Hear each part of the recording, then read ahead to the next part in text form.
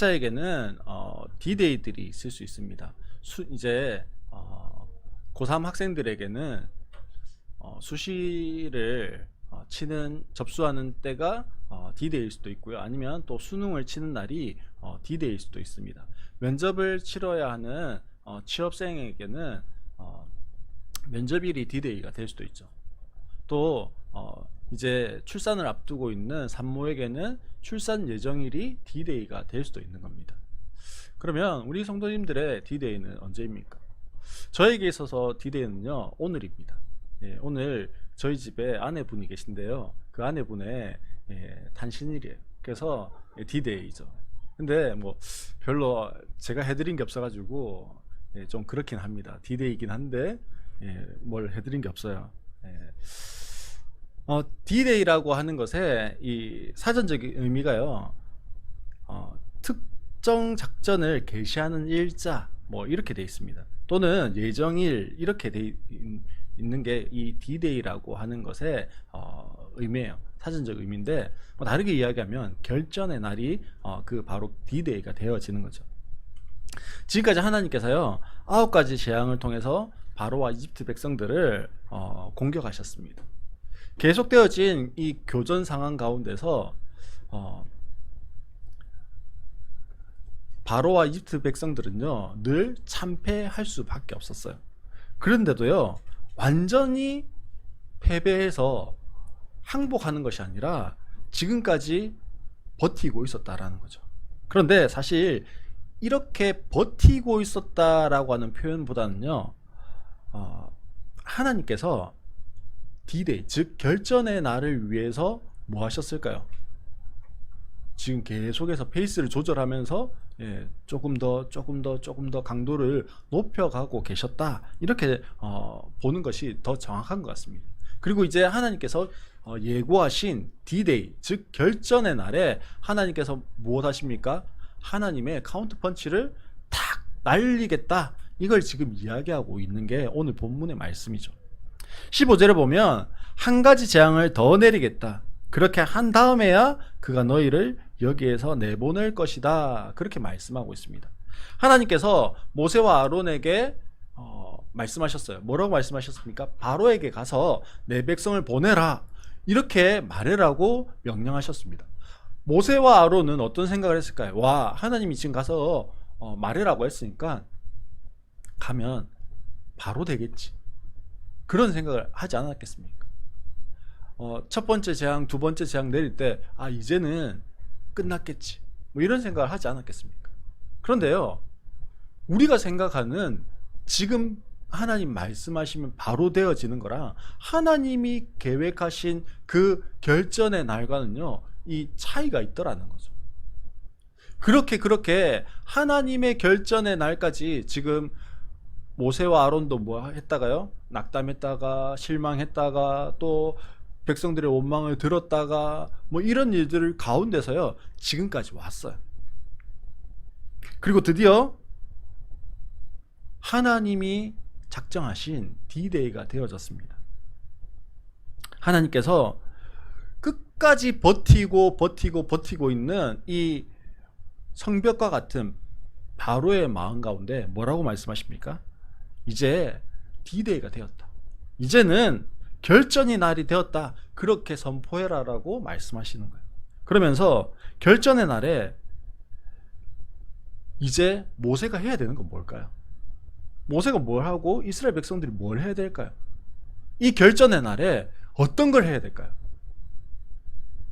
사실요 성경에 보면 아무것도 하는 게 없어요. 이 출애굽을 계획하신 분이 누굽니까? 하나님이시죠. 이 출애굽을 진행하고 계신 분이 누구셨습니까? 하나님이시죠. 지금 9가지의 재앙을 통해서 이집트를 공격하신 분이 누구십니까? 하나님이시죠. 지금까지 하나님이 다 하셨어요. 그리고 10번째 재앙도 이제 마지막이야, 결전의 날이야 라고 선포하는 거 누구가 하고 계신다고요? 하나님이 하고 계세요. 그러니 모세와 이스라엘 백성들은요 하는 게 사실 없어요. 결전의 날을 통해서 하나님이 일하시기 때문에 그래요. 내가 싸우는 게 아니에요. 오늘 우리의 삶에도요 우리가 일하는 게 아니에요. 내가 어떻게 환경을 바꿀 수 있는 게 아니에요. 그런 찬양 있죠. 주가 일하시네. 주님이 일하시는 거. 주님이 일하셔야 또 되는 거고요. 사실 결전의 날을 통해서 하나님은 이스라엘 백성들을 출애굽시키려고 하십니다. 즉 노예 생활에서 자기 백성들을 이제 탈출시키려고 하시는 거죠. 그러면 탈출을 계획하고 있는 이스라엘 백성들을 바라보는 이집트 사람들은 아 그래 화이팅, 광야 가면 힘들 건데 열심히 뭐 이렇게 격려하고 지지하고 막 기뻐할까요? 아니겠죠. 별로 안 좋을 거예요. 왜냐하면 이스라엘 사람들이 노예로 있었는데 그 노예들이 한꺼번에 일시에 없어지면 그 일들을 중단하든지 아니면 뭐 해야 됩니까? 자신들이 하든지 그렇게 해야 되는 거예요. 그러니 결코 좋을 수 없는 거죠. 그런데 오늘 본문에 보면 놀라운 표현이 있습니다. 3절 말씀에 이렇게 돼 있어요. 3절을 한번 볼까요? 이집트 사람들이 이스라엘 백성에게 무엇을 가졌다고 돼 있습니까? 호감을 가지게 하시고 이렇게 돼 있습니다. 좀 쉽게 이해할 수 없는 표현이에요. 자신들이 부리던 노예들이 지금 탈출하려고 합니다. 그런데 그 노예들을 향해서 뭘 가지고 있다고요? 호감을 가졌다. 그렇게 이야기합니다. 어떻게 좋아할 수 있을까요? 어떻게 이런 감정이 들 수 있죠? 개역 개정에 보면 이렇게 표현하고 있어요. 은혜를 받게 하시고 라고 되어 있습니다. 은혜를 받았대요. 호감이라고 표현하는 것보다 은혜를 받았다. 메시지 성경에 보면 이집트 사람들이 선대했다 이렇게 되어 있습니다. 이 은혜의 사전적인 의미가요 친절, 신적인 은총 뭐 이런 거고요. 이 선대라고 하는 것도 다르게 이야기하면 친절을 했다 이렇게 이야기할 수 있는 거예요. 즉 오늘 3절 말씀을 다시 좀 바라보면 이집트 사람들이 이스라엘 사람들에게 친절하게 대했다, 선대했다 뭐 이렇게 되는 거예요. 어떻게 친절하게 대할 수가 있습니까? 친절하게 대할 수 없는 거죠. 근데요 이 궁금증에 대한 답이 3절 첫머리에 있습니다. 3절 첫머리에 보면 뭐라고 되어 있습니까? 세 번역에 보면 주님께서 하시고, 누가 하셨다고요? 주님께서 하셨대요. 개역 개정에 또 보면요 여호와께서 하시고 이렇게 되어 있습니다. 메시지 성경에도 하나님께서 해주셨다 이렇게 되어 있습니다. 즉 지금 이집트 백성들이 이스라엘을 향해서 친절을 베풀고 호감을 가지고 선대했던 이유가 뭐라고요? 하나님이 그렇게 하게 하셨다라는 겁니다. 그러면서 이스라엘 백성이 자신들의 손에 금은 부치를 지게 하십니다. 그것이 노예인 자신들이 노력으로 되어지는 게 아니었어요. 분명히 노예에게, 그것도 탈출한다는 노예에게 금은 부치를 내어줄 주인들이 어디 있어요? 그런데 그렇게 하도록 하나님 뭐 하셨다고요? 은혜를 베푸셨대요. 주님께서 그렇게 하셨어요. 모두가 3절에 등장하는 이집트 백성같이 했으면 참 좋았을 건데 또 안 그런 사람들도 있었습니다. 대표적인 사람이 누굽니까? 바로죠. 바로 안 그랬어요. 그리고 그 바로 옆에 있는 몇몇은 친절을 베풀거나 선대하지 않았습니다. 그러면서 어떻게 해요? 뭐 그럴까? 그러면서 무시합니다. 지금 10번째 재앙을 지금 하나님의 마지막 재앙, 하나님의 D-Day, 결전의 날, 하나님의 카운트 펀치를 지금 딱 준비하고 있다고 선언했는데 바로와 하나님을 신뢰하지 않고 불신하는 몇몇은 어떻게 해요? 에이 뭐 그럴까? 그렇게 이야기하고 있다고. 우리가 어릴 때 SF 영화 뭐 백투더퓨처 뭐 이런 거라든지 뭐 그런 영화들을 보면 와 저런 세상이 있단 말일까 뭐 이런 생각들을 했었습니다. 근데 지금 현실 가운데서 그런 것들을요 종종 보게 되어져요. 제가 어릴 때만 해도요, 제가 어릴 때 그렇게 많이 안 됐잖아요. 어릴 때만 해도 63빌딩이 서울에 있단다, 그거를 겨냥을 갔었어요. 63층짜리 빌딩이 있대 뭐 이러면서 가가지고 63층 빌딩 되어져 있는 뭐 저금통 한 개 사오고 뭐 이렇게 했던 기억이 있습니다. 옛날 제 어릴 때 봤던 영화 중에요, 키트라는 영화가 있습니다. 혹시 기억나십니까? 주인공이요, 손에 손목 시계를 차고 있어요. 여기에다 대고 이야기합니다. 뭐라고요? 예, 우리 강원영지 기억나는 거. 뭐라고요? 키트 이러면요, 갑자기 차가요, 자기 혼자서 시동을 무릉 걸고는 주인공이 있는 데까지요 차가 와가지고 탁습니다. 또 때로는요 문도 막 열어가지고 나쁜 사람 공격도 하고요, 뭐 이렇게 해요. 근데 와, 그건 영화에서 보는 거죠. 근데 지금 어떻습니까? 네, 뭐 크루즈 기능 해가지고 어느 정도 속도를 계속 유지하면서 딱 메모리 해놓은 속도로 고속도로를 쭉 가는 그런 기능이 있습니다. 그리고 심지어는 이제 손 낳고 뭐 자율주행을 한다라고 하는 그것이 이제 거의 실용화, 상용화 단계에 이르렀다라고 이야기하죠. 운전할 필요가 없는 거예요. 예. 근데 만약에요, 타임머신이 있어서 타임머신을 타고 초등학생인 저에게 제가 지금 갔습니다. 한 30년 전으로 가는 거죠. 그러면서 야, 30년 뒤에는 63빌딩보다 더 높은 빌딩들이 생겨난다? 심지어는 네가 63층보다 더 높은 데서 자기 집이라고 살고 있는 사람들도 생겨. 뭐 이러면 뭐라고 할까요? 에이, 뭐 그럴까? 뭐 그럴라고? 그렇게 하지 않겠습니까? 왜요? 아직 경험하지 못한 거예요. 아직 보지 못한 겁니다. 그것에 대해서 사람들이 쉽게요, 에이, 뭐 그럴라고, 그렇게 이야기합니다. 지금요, 이집트 땅에 있는 바로와 몇몇 사람들은요 그렇게 이야기하는 거예요. 하나님께서 마지막 카운트 펀치를 준비하고 있다. 지금 이거 10번째 재앙이면 끝장난다. 그렇게 해도 뭐 그럴까? 그러고 있는 거예요. 6절 말씀에 이집트 온 땅에 이제까지도 없었고 앞으로도 없을 큰 곡성이 들릴 것이다 말씀합니다. 하지만요, 이집트 사람들이 이 말씀을 쉽게 이해하기가 어려웠습니다. 5절에서 첫째는 다 죽는다라고 말씀합니다. 어떻게 첫째만 다 죽을 수가 있어요? 뭐 귀신 나타나고 이게 첫째 이렇게 골라가지고 죽여? 뭐 이러면서 이해가 안 가는 거죠. 그러니 못 믿는 겁니다. 그래서 뭐라고 반응한다고요? 뭐 그럴까? 하나님을 향해서요 그렇게 반응하는 거예요. 그리고 하나님의 경고에 대해서 경고로 받아들이지 않는 거죠. 폭풍 전야라고 하는 표현을 쓰지 않습니까? 폭풍이 몰아치기 직전에 그 고요함이 있어요. 지금 하나님이 카운트 펀치를 날리는 그 결전의 날이 지금 딱 앞에 와 있어요. 근데 일어나는 무엇이 있습니까? 아무것도 없는 거예요. 아무것도 안 일어나요. 그러니 뭐 그럴까? 그렇게 반응한다라는 거예요. 창세기 보면 노아라고 하는 사람이 나옵니다. 하나님께서 노아에게 내가 이 땅을 쓸어버리겠다. 그러니 너는 산 꼭대기에 올라가서 방주를 지어라 말씀합니다. 노아가 120년 동안 방주를 짓습니다. 방주를 짓는 동안 사람들에게 계속 이야기합니다. 하나님이 물로 홍수로 심판하신대. 그러니 하나님께 돌이키고 회개해야 돼. 끊임없이 이야기해. 120년 동안.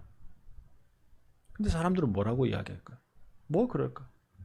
왜요? 한 번도 아직 비라고 하는 것이 노아 홍수 이전에는 한 번도 내린 적이 없었어요. 그러니 비가 뭐야? 그게 뭔데? 어떻게 그런 일이 일어날 수 있는데? 그러면서요 믿지를 못하는 겁니다. 그러나 분명한 건 뭡니까? 노아가 방주를 다 만들었어요. 즉 하나님의 D-Day가 딱 이르는 겁니다.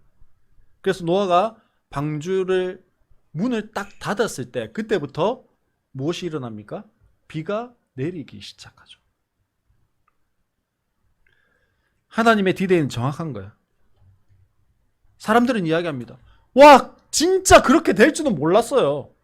진짜 그런 일이 있을 줄은 몰랐어요. 그렇게 이야기할 수 있습니다. 그러나 하나님의 결전의 날이 이미 지나버린 거예요. 이스라엘 백성들도요, 이전의 재앙들도 그랬지만 10번째 장자의 죽음이라고 하는 이 재앙을 피하기 위해서는 뭐 그럴까 그렇게 불신하는 것이 아니라 믿음이 필요했어요. 하지만 그것을 믿는다는 것이 결코 쉬운 일이 아니었다라는 거죠.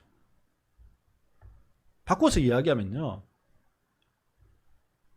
그 믿음을 가지고 그것을 믿고 이 자리에 이곳에 이 시간에 나와 있는 우리 성도님들은요, 대단한 은혜를 받은 사람들이에요. 놀라운 하나님의 은혜를 받은 사람들이죠. 분명한 것은요, 하나님은 그렇게 하실 수 있다라고 하는 것을 믿는 믿음, 그 믿음이 나를 살리기도 하고요, 그 믿음이 없으면 내가 망하고 심판받고 죽기도 하는 거예요. 오늘 하나님께서는요, 우리에게 물으십니다. 너는 나를 믿니? 내 삶의 인도자가, 내 삶의 주관자가, 내 삶의 주인이 하나님 나라는 것을 믿니? 라고 물으시죠. 오늘 하루 우리 안에 불신을 좀 몰아냈으면 좋겠어요. 뭐 그럴까가 아니라 그렇게 하실 수 있지라고 고백하는 그 믿음을 가질 수 있으면 좋겠습니다. 그 믿음과 그 믿음에 대한 반응이 있었으면 좋겠습니다. 지금까지 모세는요, 20세에 9가지 재앙을 내린 그런 인물이었어요. 물론 하나님이 내리셨죠. 근데 누굴 통해서 내리셨어요? 모세를 통해서 내리셨어요. 모세가 지팡이를 들면 피가 물로 변하고, 모세가 명령하면 개구리떼가 올라오고, 모세가 이야기했더니 막 모래가 이가 되기도 하고, 파리가 들끓기도 하고, 메뚜기 떼가 튀어나오기도 하고, 흑암이 오기도 하고, 전부 다 누구를 통해서 했어요? 모세를 통해서 했어요. 그러니 하나님이 두려운데요, 하나님 안 보이잖아요. 근데 그것을 대리해서 지금 하고 있는 누가요? 모세가 두려워 보이는 거예요. 위대해 보이는 겁니다. 사실 이집트 사람들 입장에서는 모세가 그렇게 반가운 인물은 아니에요. 그렇지만 기분은 나쁘지만 뭐 하기도 해요? 두렵기도 한 거죠. 3절 말씀을 보면 바로의 신하와 백성의 눈에 아주 위대하게 보였다라고 그렇게 말합니다. 지금 모세가 누구와 누구에게요? 바로의 신하들과 이집트의 백성들에게 어떻게 보였다고요? 아주 위대하게 보였다. 즉 모세가 계속해서 그런 능력, 기적을 행하니까 모세가 무언가 대단한 인물로 그렇게 보였다라는 거예요. 그러니 모세가 대단히 돋보이는 사람으로 여겨질 수 있습니다. 이는 모세의 능력이나 모세의 어떠함이라고 이해되어질 수 있는 거죠. 와, 모세는 좀 특별한 사람이었구나. 물론 특별한 사람이 맞죠. 하나님께서 하나님 구원 계획을 위해서 예비하신 사람이에요. 근데 모세 자체가 무언가 특별한 게 있는 게 아니죠.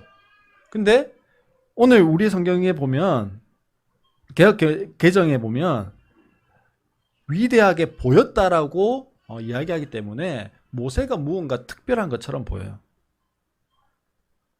근데요, 우리가 읽었던 새 번역에는 조금 다르게 번역이 되어 있습니다. 어떻게 되어 있습니까? 3절에 보면 이 사람 모세를 아주 위대한 인물로 여기게 하셨다. 예, 제가 영어를 잘 못하는데요, 그냥 봐도 능동태가 아니고 뭡니까? 여기게 하는 사람이 있는 거예요. 그렇게 되게 하는 사람, 즉 수동태로 되어 있습니다. 즉 위대한 인물로 여기게 하신 분이 누구예요? 하나님이 모세를 이집트 사람들과 이집트 신하들로 하여금 위대한 인물로 여겨지도록 만드셨다라는 거예요. 물론요, 모세는 대단한 스펙을 가지고 있는 사람입니다.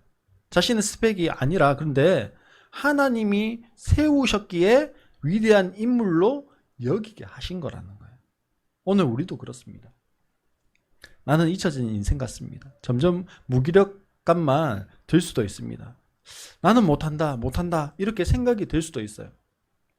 이제 제가 개척한 지가 4년째, 이 일상으로 교회가 시작된 지가 4년이죠. 4년째가 되어지면서요, 점점 할 수 있는 것이 없는 것 같아요.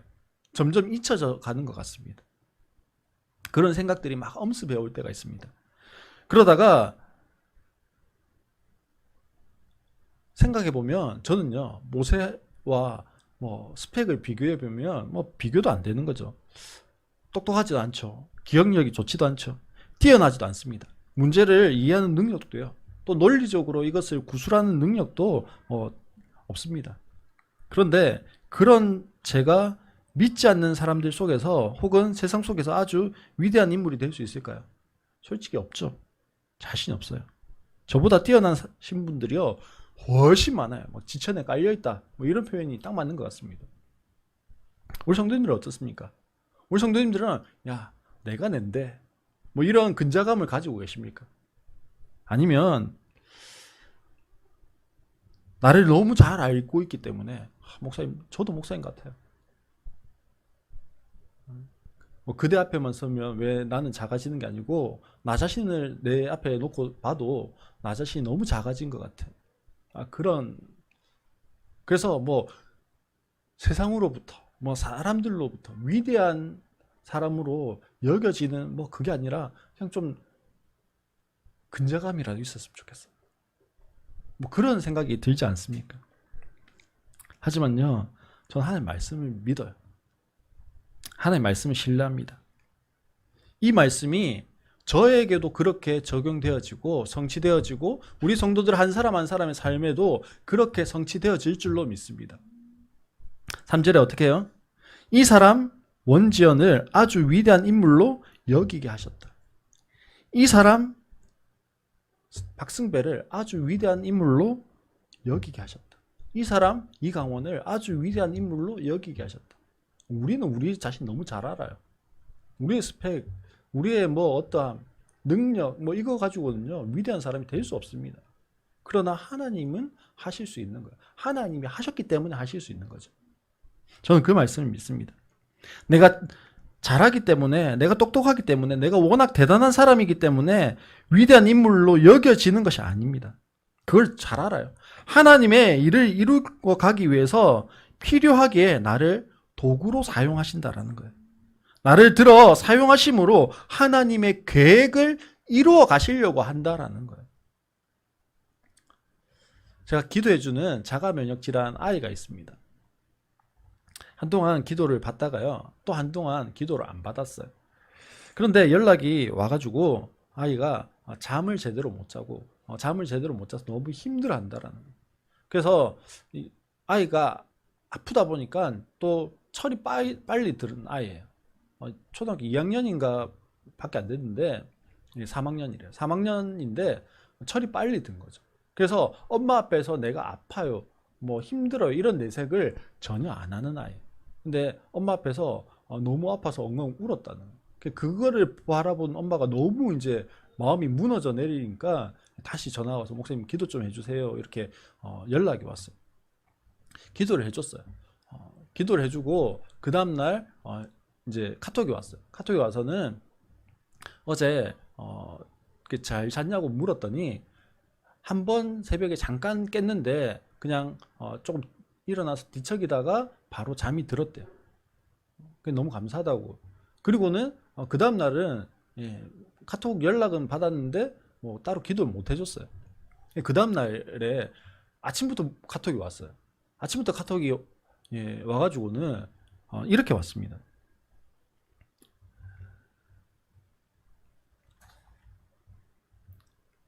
아이가 한 번도 깨지 않고 잠을 잤다라는 거.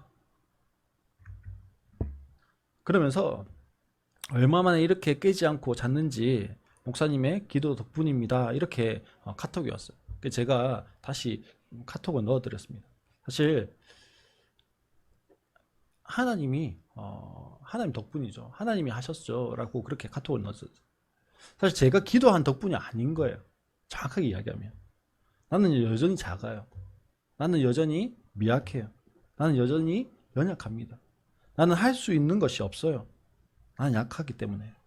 그러나 하나님이 나를 필요로 하십니다. 하나님 말씀하시는 거죠. 사랑하는 성도 여러분, 오늘 우리에게도요 하나님 말씀하십니다. 나는 네가 필요하다. 네가 나의 도구가 되어줄 수 없겠니? 이 주님의 요청 앞에요. 예, 주님.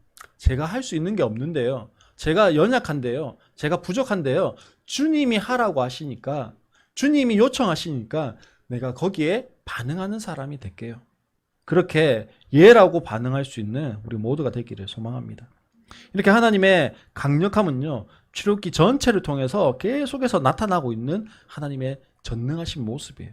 하나님께서 이제 최후의 결전을 준비하고 계십니다. 하나님께서 마지막 카운터 펀치를 준비하고 있어요. 이제 하나님의 카운터 펀치를 맞으면 어떤 일이 일어나는지를 지금 본문을 통해서 설명하고 있습니다. 이 마지막 재앙이 내리면 일어날 일에 대해서 8절에 이렇게 이야기하죠. 임금님의 모든 신하가 나에게 와서 내 앞에 엎드려 당신과 당신을 따르는 백성은 모두 나가 주십시오 하고 사정할 것입니다. 그렇게 이야기하고 있어요. 일본이 2차 세계대전을 하다가 미국에서 원자폭탄을 쏘죠. 원자폭탄이 일본 본토에 떨어지고 난 다음에 묻지도 따지지도 않고 무조건적인 항복을 선언합니다. 그래서 그 덕분으로 우리나라도 광복을 하게 되었죠.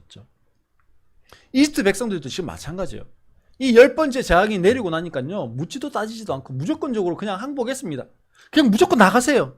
이렇게 바로를 비롯해서 모든 백성들과 신하들이 그렇게 항복하게 될 것이다 라고 지금 하나님이 이 하나님의 결전의 날에 그러한 일이 일어날 것이다 라고 말씀하고 있는 겁니다.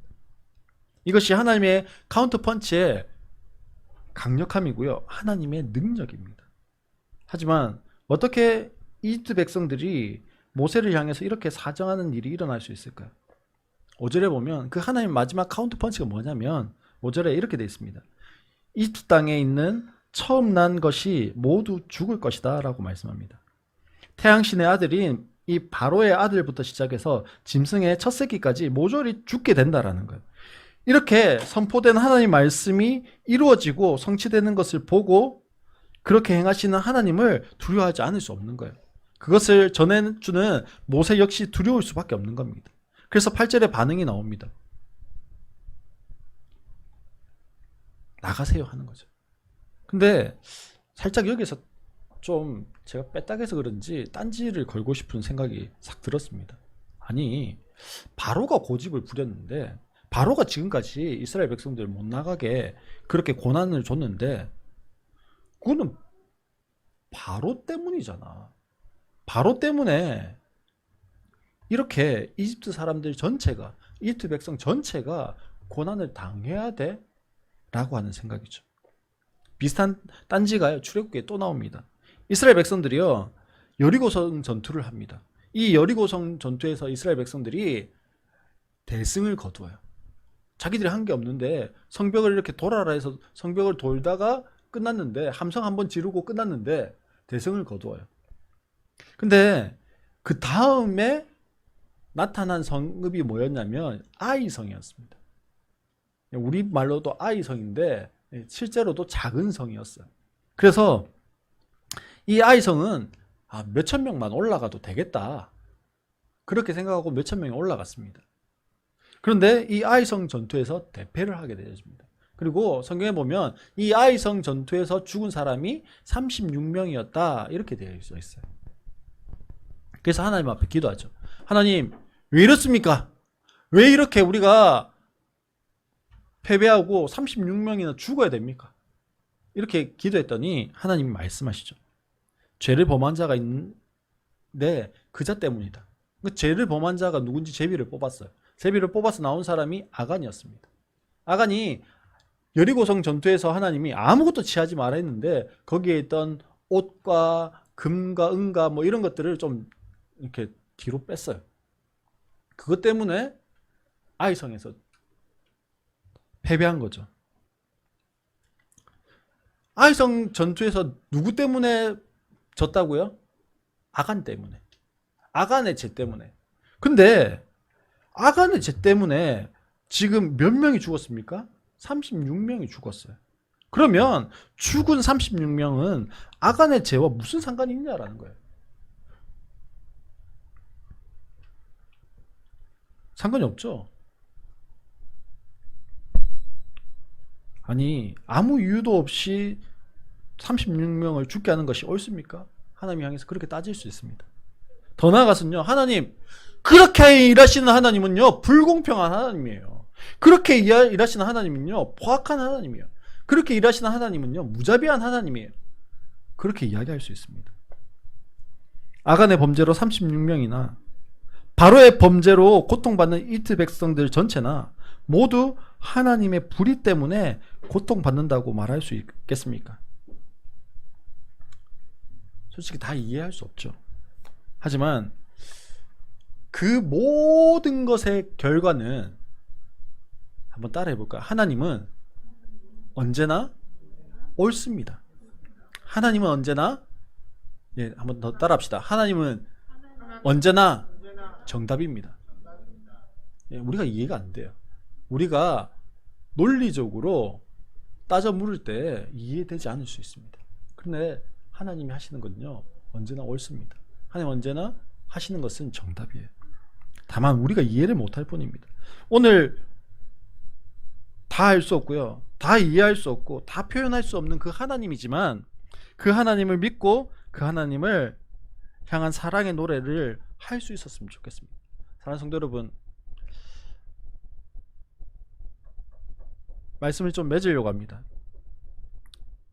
나는 지금 하나님의 D-Day를 살아가고 있습니다. 그 결전을 향해서 달려가는 사람도 있고요, 그 결전에 전야를 보내는 사람도 있습니다. 또 그 결전의 날을 당한 분들도 있을 수 있습니다. 이 하나님의 D-Day에 내가 해야 할 것은 무엇일까요? 사실 하나님이 하시기에 내가 해야 할 것이 없어요. 하지만 우리가 해야 할 것이 있습니다. 무엇을 해야 할까요? 철저히 말씀에 반응하는 거예요. 철저히 말씀에 순종하는 겁니다. 노아는 말씀에 순종해서 하나님의 D-Day까지 방주를 만들었습니다. 모세와 이스라엘 백성들은요 말씀에 순종해서 하나님의 D-Day에 양을 잡고 문의 설주와 임방에 그 어린 양의 피를 바르고 집 밖으로 나가지 않았어요. 그것이 우리가 해야 하는 거예요. 우리가 해야 할 부분이 작지만 그것을 해야 하는 겁니다. 아니 양 잡아먹고 피 바르는 게 이거랑 하나님의 10번째 재앙이 무슨 상관이 있어요? 이해되지 않을 수 있습니다. 아니 배를 만들고 문 닫는다고 비가 진짜 올까요? 이해되지 않을 수 있습니다.